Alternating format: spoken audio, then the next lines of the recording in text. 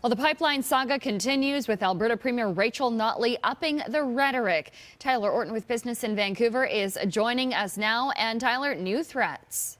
Well, and I think what we want to actually consider here is the impact it would have on British Columbians. We get some of our gasoline and jet fuel from Washington state refineries, but for a big chunk of it, it's coming from either in refined form from Alberta through the Trans Mountain pipeline, or else through crude, and then it's later refined in Burnaby. So if we do have any cuts to the tap coming from Alberta, we would be feeling that, especially at the gas pumps here in British Columbia, which we already know drivers in the province have been facing some of the highest prices across the country. So this is a very real threat that could have very real consequences for British Columbians.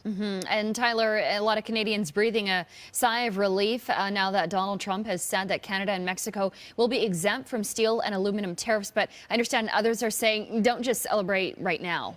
Well, because the White House has made it very clear that these exemptions that Canada and Mexico will have right now, it's all based on the leverage that the U.S. wants to have during the ongoing NAFTA renegotiations. So let's say that NAFTA does not go favorably for the United States.